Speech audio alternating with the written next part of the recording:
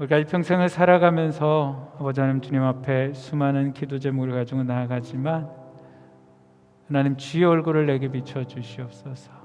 주의 영광을 내 삶 가운데 비춰주시옵소서.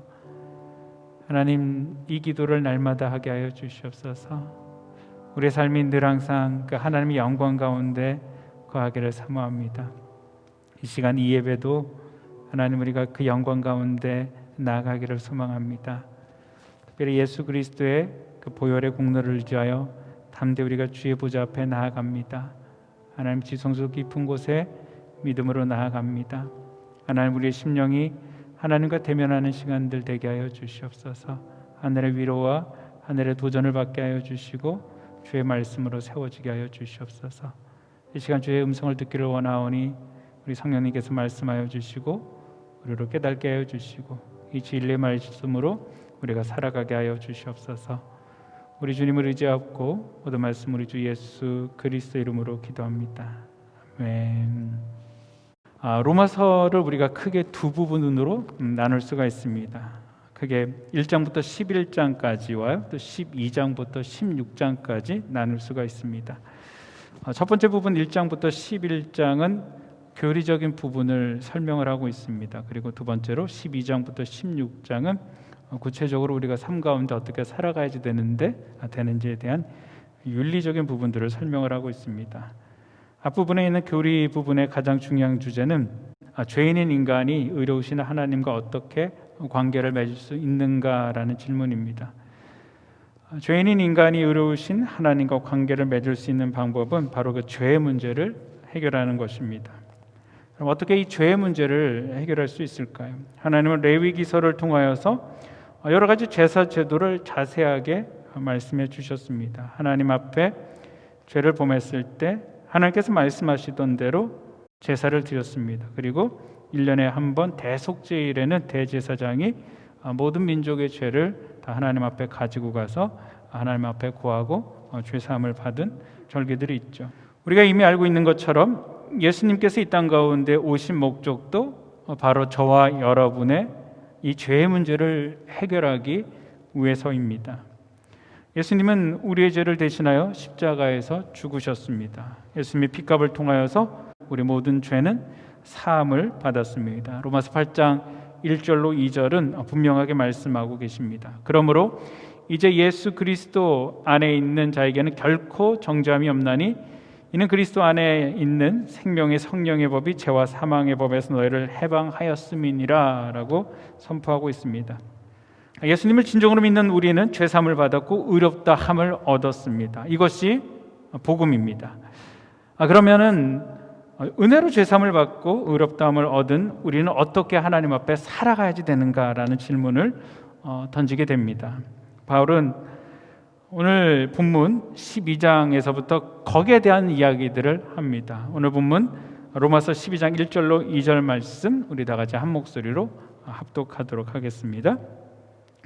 그러므로 형제들아 내가 하나님의 모든 자비하심으로 너희를 권하노니 너희 몸을 하나님이 기뻐하시는 거룩한 산 제사로 드리라. 이는 너희가 드릴 영적 예배니라. 너희는 이 세대를 본받지 말고 오직 마음을 새롭게 함으로 변화를 받아 하나님의 선하시고 기뻐하시고 온전하신 뜻이 무엇인지 분별하도록 하라. 아멘. 바로 로마서 12장 1절을 시작하면서 그러므로라고 시작을 합니다.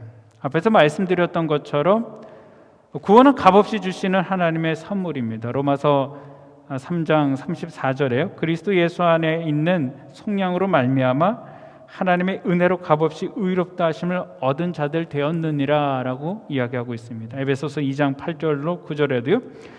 너희는 그 은혜로 인하여 믿음으로 말미암아 구원을 받았으니 이것이 너희에게서 난 것이 아니요 하나님의 선물이라. 행위로 난 것이 아니니 이는 누구든지 자랑하지 못하게 함이니라 라고 말씀하고 계십니다. 우리가 구원받은 것은요 우리의 공로가 아니고 하나님의 은혜로 얻게 되어졌다라는 것이죠. 바울은 이 복음의 교리를 1장부터 11장까지 설명을 한 후 그러므로 우리는 이렇게 살아야지 된다라고 권면을 합니다.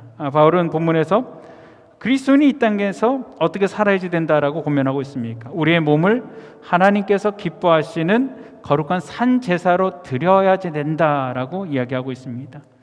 여러분, 여기서 드리다라는 이 의미는요, 하나님께 맡기다, 하나님 앞에 바치다, 하나님 앞에 마음대로 하게 내어드리다라는 그런 의미가 있습니다. 이 드리다라는 단어는요, 주인에게 자신의 모든 것을 맡기는 것을 나타내는 어떤 법적인 그런 용어입니다.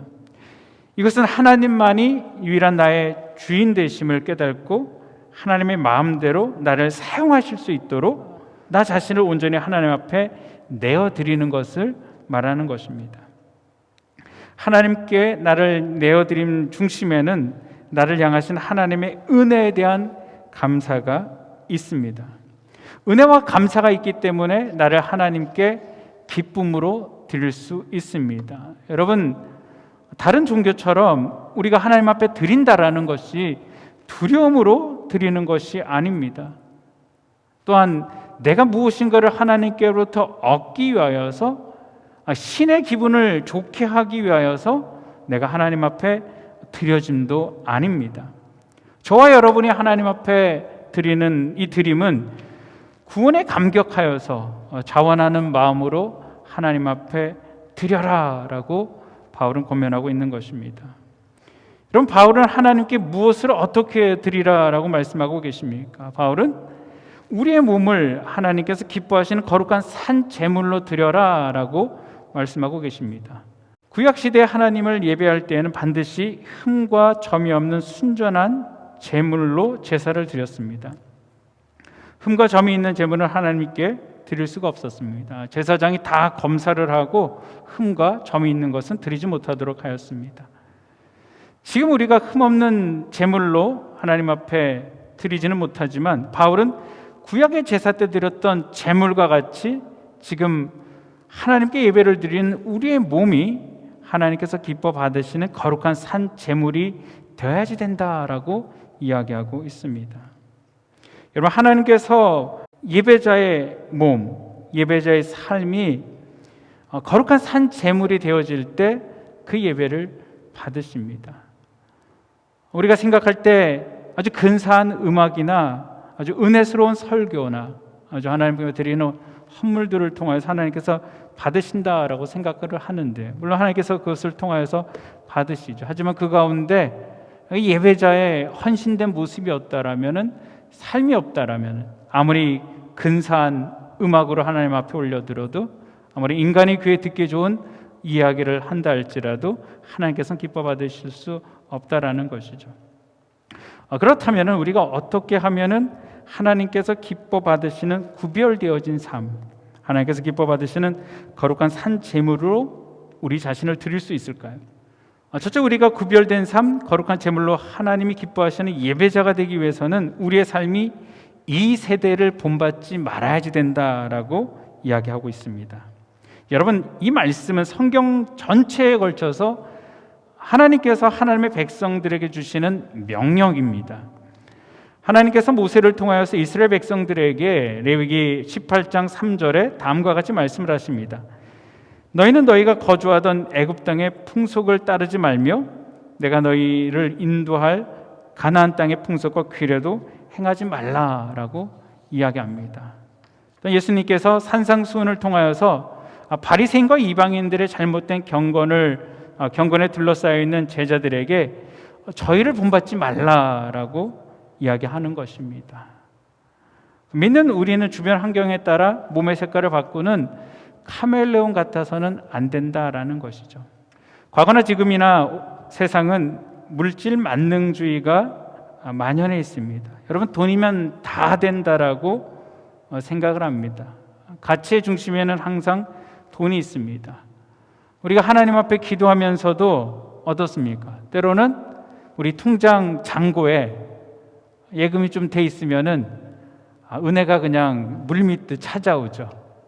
근데 어떻습니까? 우리 통장에 잔고가 물밀듯이 빠져나가면은 왠지 우리의 은혜도 물밀듯이 빠져나가는 그런 기분을 가질 때가 있습니다. 마태복음 6장 24절 그리고 누가복음 16장 13절에 비슷하게 말씀을 하시죠. 한 사람이 두 주인을 섬길 수 없다라고 말씀하시면서요, 하나님과 재물을 겸하여 섬길 수 없느니라라고 말씀하고 계십니다. 하나님조차도 재물을 그렇게 우상으로 보신다라는 것이죠. 여러분, 사람들은 물질이라는 곳에, 세상의 풍요라는 곳에 깊이 빠져 있습니다. 우리가 요즘에 예레미야서를 가지고 새벽에 이제 아침에 큐티를 하시는 분들이 계실 텐데요. 예레미야서 44장 16절로 17절 그리고 18절에 이런 말씀을 하시죠. 내가 하나님의 이름으로 우리에게 하는 말을 우리가 듣지 아니하고 우리 입에서 낸 모든 말을 반드시 실행하여 우리가 본래 하던 것 곧 우리와 우리 선조와 우리 왕들과 우리 고관들이 유다 성읍들과 예루살렘 거리에서 하던 대로 하늘의 여왕에게 분향하고 그 앞에 전제를 드리리라. 그때에는 우리가 먹을 것이 풍부하며 복을 받고 재난을 당하지 아니하였더니 우리가 하늘의 여왕에게 분향하고 그 앞에 전제 드렸던 것을 패한 후부터는 모든 것이 궁핍하고 칼과 기근에 멸망을 당하였느니라 라고 이야기합니다. 여러분, 이게 무슨 얘기냐면요, 예레미야가 유대 사람들에게 하나님께서 너희를 심판하신다, 바벨론에게 전쟁에서 패하게 되고 포로로 끌려가게 되어진다라는 경고를 계속합니다. 그리고 실질적으로 그것이 성취되어졌습니다. 그리고 유대인들은 바벨론으로 포로로 잡혀가게 되고요, 일부 땅에 농사를 지을 수 있는 사람들만 바벨론 사람이 남겨둡니다. 그리고 그 땅에 바벨론으로 해서 세워진 임시 총독 그달랴라는 사람이 있습니다. 그러니까 그달랴를 통하여서 어느 정도 이 예루살렘이 좀 회복되는 것 같습니다. 그런데 그 그달랴를 반대하는 이스마엘이라는 사람이 그달랴를 죽입니다. 그리고 그달랴 밑에 있던 백성들을 데리고 암몬으로 도망을 가죠. 그런데 그 도망갈 때 이제 요한난이라는 또 다른 군대 장관이 이를 막습니다. 요한난이 이스마엘보다 싸움을 더 잘했던 그런 장수인 것 같습니다. 그래서 이스마엘은 자기가 데리고 있는 모든 사람들을 다 요한나에게 넘겨주고 자기와 따르는 자들과 함께 암몬으로 도망을 갑니다. 그리고 요한나는 이제 걱정합니다. 바벨론에 의해서 세워진 총독이 있었는데 이 사람을 죽였기 때문에 분명히 바벨론이 우리를 죽일 것이다 라는 두려움을 갖습니다. 그리고 이것을 해결하기 위해서 우리가 살기 위해서는 애굽으로 가야지 된다. 그래서 예레미야 선지자와 함께 백성들을 데리고 애굽으로 피신을 합니다. 그때 이제 예레미야 선지자가 이야기하죠. 도망갈 필요 없다. 하나님께서 분명히 이 땅을 지켜주신다라고 말씀하셨고 도망간다라면 하나님의 화를 피할 수 없다라고 이야기하죠. 그리고 애굽에 가서도 하나님의 예언을 합니다. 너희가 이 땅 가운데 도망왔지만 하나님께서 이 애굽 땅을 벌하실 것이다 라고 이야기하죠. 사람들이 그 말씀을 믿지 않습니다. 그리고 예레미야가 어떻게 심판당하는지, 하나님께서 예루살렘을 심판하듯이 이 애굽을 심판할 거다. 그렇기 때문에 너희가 현재 이 애굽에 와서 범죄하는 모든 것들을 다 하나님 앞에 다시 한번 회개하고 우리가 예루살렘으로 도망치듯 가야지 된다라고 이야기합니다. 그랬더니 사람들이 했던 얘기가 조금 전에 그 얘기입니다. 내가 하나님의 이름으로 우리에게 하는 말들을 우리가 듣지 않겠다라는 것이죠. 그리고 과거에 우리가 예루살렘에서 우상을 섬겼던 대로 섬기겠다라고 이야기합니다. 왜냐하면은 그렇게 섬길 때는 먹을 게 풍족했다라는 것이죠. 배불리 잘 살았다라는 것입니다. 오히려 그렇게 우상에게 절하지 않고 반대로 하나님 앞에 우리가 살았을 때 오히려 우리가 더 힘들어졌다라고 이야기하는 것이죠. 여러분, 세상의 방법으로 살면 잘 되는데 라고 이야기합니다. 그리고 하나님의 방법으로 사니까 힘들다라고, 어렵다라고 이야기합니다. 그래서 많은 사람들이 세상의 방법을 쫓아가죠. 우리가 사는 이 세상에는 하나님과 원수되는 가치가 가득합니다. 세상뿐만이 아니고 교회 안에도 마찬가지죠. 오늘 아침 읽었던 생명의 삶 묵상에서에 나오는 내용입니다. 어떤 목사님께서 이제 신학교를 졸업하시고 10년 후 모교에 가서 설교를 하시면서 설교 말미에 이런 말씀을 하셨다라고 이야기합니다. 오늘날은 전부 목회에서 성공하고 싶어한다. 큰 교회, 유명한 목사, 수많은 저술, 영향력 있는 사람들을 전부 원한다. 그러시면서 이렇게 얘기하십니다. 기독교가 어디서 길을 잃었는지 보십시오라고 이야기를 하고 있습니다. 여러분, 큰 교회, 유명한 목사, 영향력 있는 사람, 이것이 정말 하나님의 뜻일까요? 이사야서 53장 2절로 3절에는 이 땅에 오시는 예수 그리스도의 모습을 이야기하고 있습니다. 그는 주 앞에서 자라나기를 연한 순 같고 마른 땅에서 나온 뿌리 같아서 곤 모양도 없고 풍채도 없은즉 우리가 보기에 흠모할 만한 아름다운 것이 없도다. 그는 멸시를 받아 사람들에게 버림받았으며 강고를 많이 겪었으며 질고를 아는 자라. 마치 사람들이 그에게 얼굴을 가려운 것 같이 멸시를 당하고 우리도 그를 귀히 여기지 아니하였도다라고 이야기하고 있습니다. 예수님께서 이 땅 가운데 오셨을 때의 모습은 큰 교회, 유명한 목사, 그런 이야기는 없습니다. 우리는 빛나는 하늘의 영광을 바라보며 이 땅 가운데 살아가지만 이 땅에서 우리의 모습은 그렇게 영광스럽지 않은 모습일 수 있습니다. 사랑하는 성도 여러분, 저와 여러분들은 이 세대를 본받는 삶을 살지 말아야 되는 것입니다. 우리뿐만이 아니고 우리 자녀들도 여러분 이 세대를 본받지 않도록 가르쳐야만 되는 것입니다. 이 세대를 본받으며 이 세대를 쫓아가는 자들은 하나님께서 말씀하신 대로 망합니다. 제가 성경을 가만히 묵상하다 보니까요, 내가 현재 강했을 때 무엇인가를 쥐고 이것이 영원할 것이다 라고 생각하지만 나의 강함보다 더 강한 사람이 나타납니다. 그래서 그 강함으로 나를 물리치는 것들이죠. 많은 나라들이 더 센 나라들로 인하여서 무너지는 그런 것들을 바라봅니다. 세상의 힘으로, 세상의 권세로 내가 이길 수 있다라고 생각하는 것들은 착각입니다. 항상 나보다 더 큰 힘과 권세를 가진 자들이 있기 때문인 것입니다.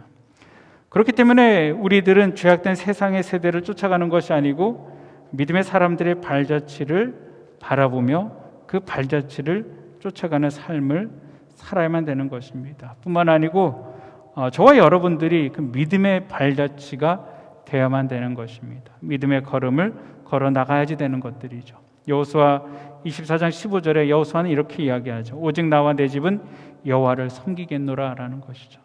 너들 하나님 마음에 들지 않으면 니들 하고 싶은 대로 해라. 하지만 나는 하나님을 섬기겠다. 나와 내 집은 하나님만을 섬기겠다라는 것이죠. 우리 자녀에게도 분명한 이 가치를 가르쳐야 되는 것입니다. 우리가 세상을 살아가지만 세상에 동요되는 자, 세상이 바뀔 때마다 우리가 바뀌는 것이 아니고 항상 하나님 앞에 하나님의 가치를 가지고 믿음의 사람의 그 걸음들을 걸어가야지 되는 그런 것입니다.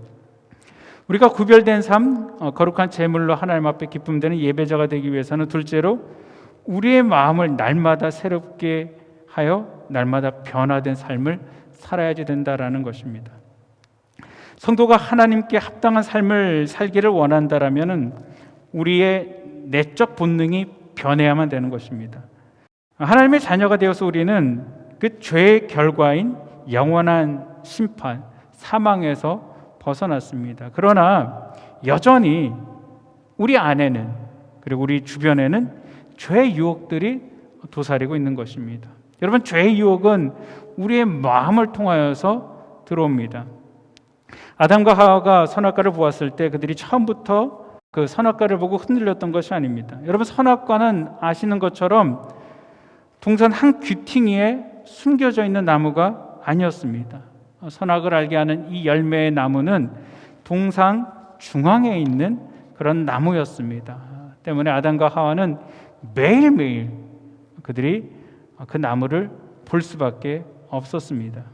그런데 어느 순간 마귀가 그 아담과 하와의 마음속에 하나님의 말씀을 의심하는 생각을 불어넣어 줍니다. 조금씩 마음의 생각이 바뀌면서요, 그 나무를 바라보니까 이전에는 한 번도 그런 생각이 없었는데 보면 볼수록 먹음직도 하고 보암직도 하고 지혜롭게 할 만큼 탐스러워지는 것들이죠. 여러분, 거짓이 진실이 되면은요, 모든 것이 진실이 됩니다. 여러분, 이 말씀이 이해가 되시나요? 거짓이 진실이 되면은 모든 것이 진실이 됩니다.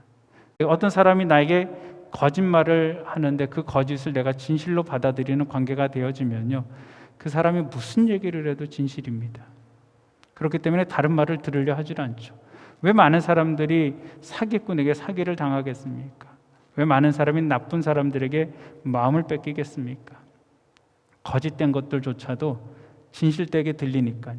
그 사람이 하는 모든 것들이 다 그렇게 진실처럼 들리는 것입니다. 때문에 내가 진리 가운데 있는지 거짓 가운데 있는지 분별해야지 된다라는 것이죠. 그래서 성경은 마음의 생각을 지키라라고 이야기하고 있습니다. 잠언 4장 23절에 모든 지킬 만한 것 중에 더욱 내 마음을 지키라. 생명의 근원이 이에서 남이니라라고 말씀하고 계십니다. 여러분, 그렇다면은 신약 시대에 우리의 마음은 무엇을 품어야지 될까요? 빌립보서 2장 5절은 이렇게 말씀하고 계십니다. 너희 안에 이 마음을 품으라 곧 예수 그리스도의 마음이니라는 것입니다. 여러분, 성경이 말씀하고 있는 이 변화는요, 이전보다 좀 더 괜찮은 사람으로 변화되는 것이 아닙니다. 내가 과거에는 못된 사람이었었는데 조금 덜 못된 사람, 조금 착한 사람으로 왔다 갔다 하는 그런 변화를 이야기하고 있는 것이 아닙니다. 성경에서 말하고 있는 이 변화는요, 물이 포도주로 변하는 것처럼 질적인 변화를 이야기합니다. 전혀 다른 존재로 변화되어진다라는 것이죠. 나의 모습, 나의 내면의 자아가 내가 아니고 예수 그리스도의 그 자아로 바뀌는 것을 이야기하고 있는 것이죠. 여러분, 성경의 대표적인 인물이 다메섹 도상에서 예수님을 만난 바울입니다. 그가 사울이었던 자가 순간 예수 그리스도를 만남을 통하여서 그 인생이 변화되어지게 되어지죠. 또한 어떻습니까? 야복강에서 밤새도록 하나님과 씨름하던 야곱입니다. 야곱은 하나님의 은혜 가운데 있었지만, 하나님의 축복 가운데 있었지만 그의 인생의 주인공은 자신이었습니다. 그래서 형에게 나아가는 그 순간에도 자신의 방법대로 일을 진행을 합니다. 그러다 누굴 만납니까? 야복강에서 하나님을 만나고 밤새도록 하나님과 씨름을 하죠. 나를 축복해달라고 밤새도록 하나님을 붙잡고 기도를 합니다.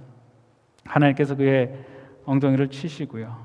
그로 인해서 그가 변화되어지죠. 그래서 그에게 하나님께서 무엇이라고 말씀하고 계십니까? 내가 이제 너를 야곱이라 부르지 않고 이스라엘이라라고 이야기를 하시는 것입니다. 여러분, 우리 인생도 이렇게 바뀌는 것이죠. 지금까지 인생의 주인공이 나였지만 이제는 내 인생의 주인공이 내가 아닌 것입니다. 내 심령의 주인이 내가 아닌 것입니다.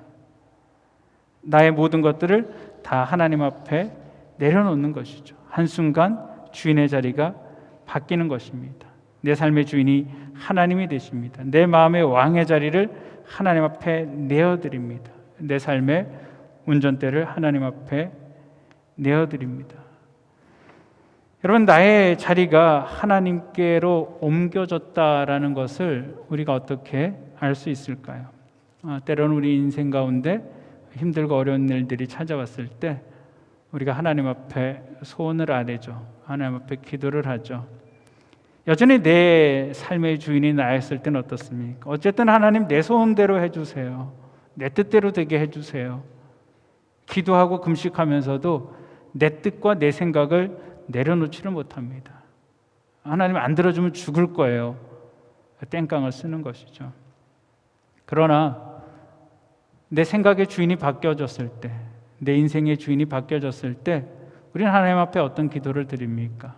비슷한 기도를 드릴 수 있죠. 어렵고 힘든 상황 가운데 하나님 앞에 나아갑니다.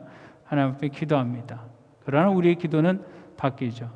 하나님, 그러나 나의 원대로 마옵시고 아버지의 뜻대로 되기를 원합니다. 아버지의 뜻대로 나를 인도하여 주시옵소서.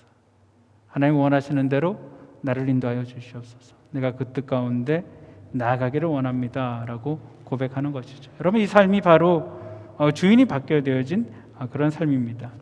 여러분, 그렇다면 우리가 어떻게 우리의 마음이 이렇게 새롭게 변화되어 줄 수 있을까요?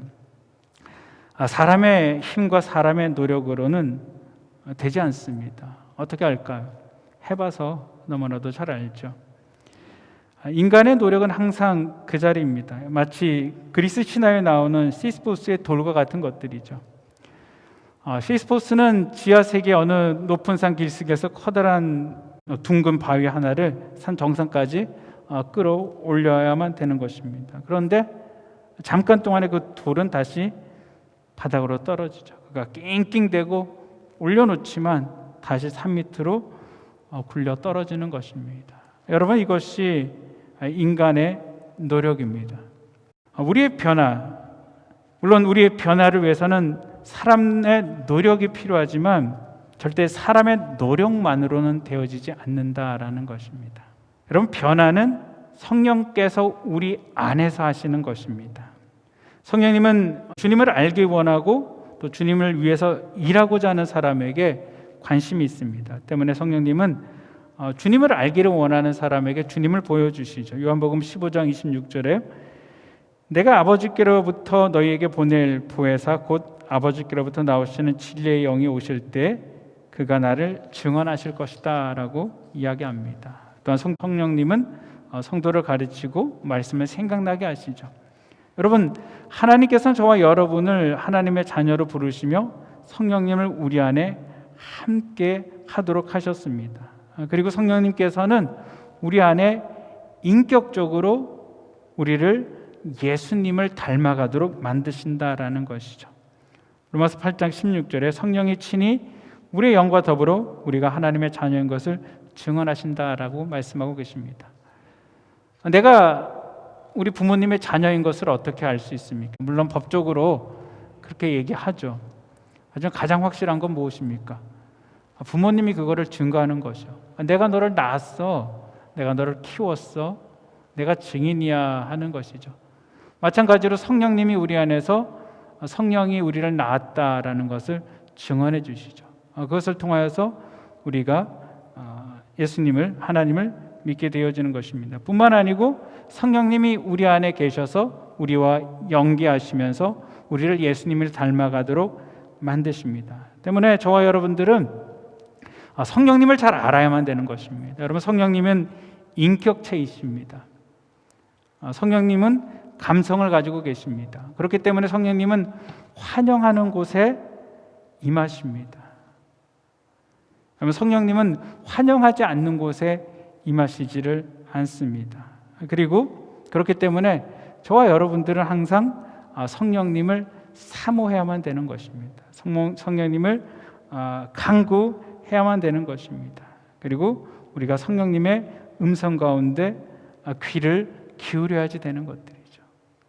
우리가 기도하고 말씀 볼 때 어떻습니까? 지금 역사하시는 분이 성령님이시기 때문에 성령님, 하나님의 말씀, 성령님께서 기록하신 이 본문의 말씀이 깨달아지기를 원합니다. 성령님 도와주세요라고 기도하는 것들이죠. 성령 하나님의 마음을 가르쳐 주신다고 말씀하셨으니 기도할 때 하나님의 마음을 나에게 보여주시옵소서라고 성령님을 간구하며 기도하는 것들이죠. 그럼 어떻습니까? 우리가 성령의 사역에 동참을 하는 것입니다. 성령님이 원하시는 것들이 무엇인가? 성령님이 좋아하시는 것이 무엇인가라는 것이죠. 그리고 성령의 소욕을 따라 살아야지 되는 것입니다. 갈라디아서 5장 17절에요. 육체의 소욕은 성령을 거스리고 성령은 육체를 거스리나니 이 둘이 서로 대적함으로 너희가 원하는 것을 하지 못하게 하려 함이니라 라고 말씀하고 있습니다. 이렇게 매일매일 삶을 통하여서 성령님과 동행하며 우리는 조금씩 누구를 닮아가게 되어집니까? 예수 그리스도를 닮아가게 되어집니다. 그리고 성령 안에서 하나님의 선하시고 기뻐하시고 온전하신 뜻이 무엇인지 조금씩 깨닫게 되어지는 것들이죠. 그리고 조금씩 우리의 삶에는 변화들이 생겨나게 되어지는 것입니다. 사막지대에서 선교를 하는 선교사님이 계셨습니다.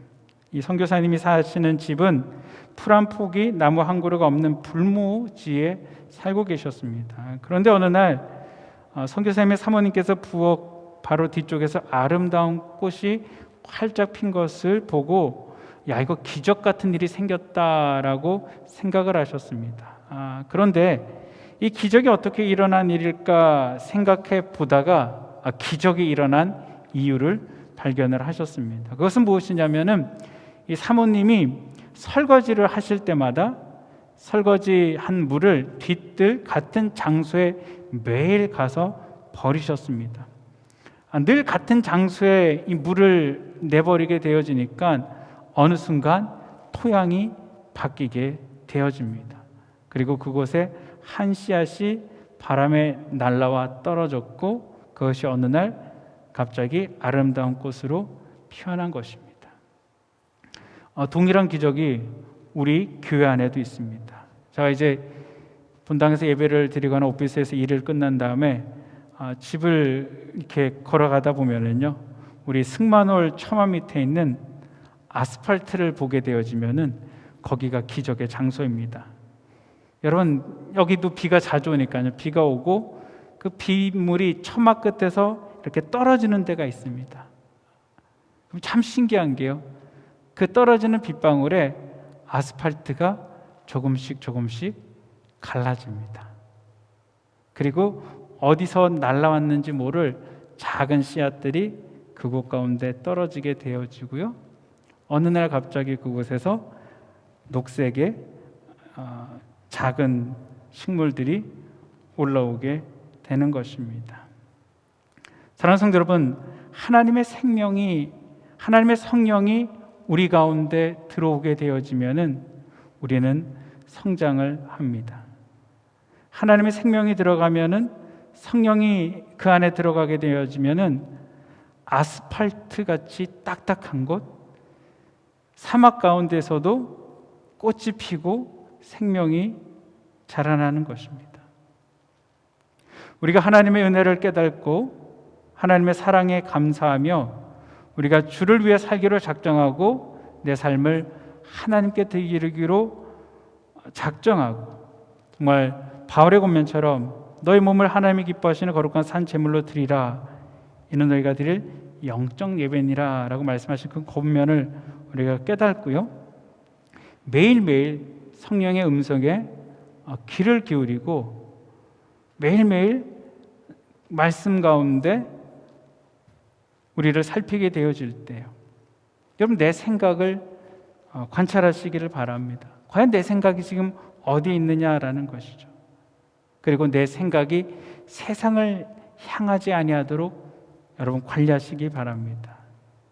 그리고 내 삶의 방식들이 세상의 방법으로 나아가지 않도록 여러분 관리하시기를 바랍니다. 세상으로 나아가는 것이 아니고요, 믿음의 선배들이 나아갔던 것처럼 기도의 자리에 나아가는 것입니다. 예배의 자리에 나아가는 것입니다. 여러분, 하나님의 온전함 가운데 나아가는 것입니다. 그 뜻 가운데 성령님과 동행하는 것이죠. 그러면 어떻습니까?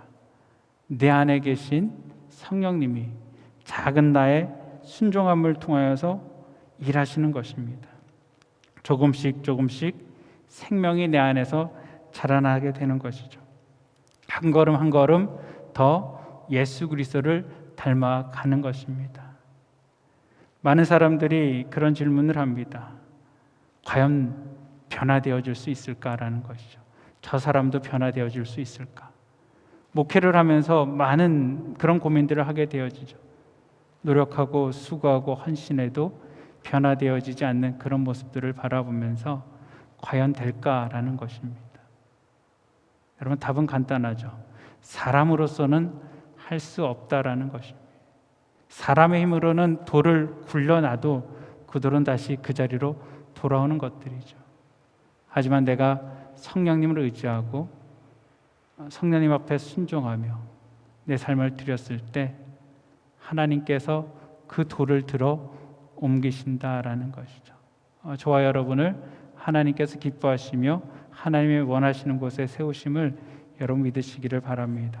특별히 우리가 이 코로나를 사태를 통하여서 우리가 참으로 우리의 삶을 어떻게 하나님 앞에 드릴까, 내가 지금 뭘 해야지 될까라는 많은 생각을 하실 수가 있을 것입니다. 지금 내가 뭘 할 수 있는가?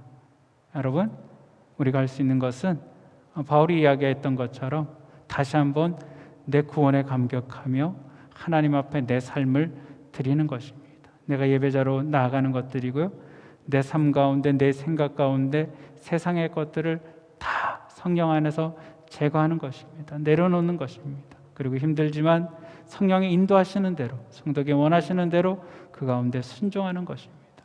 우리가 그렇게 나아갈 때 사막 같은 환경에 꽃이 필 줄 믿습니다.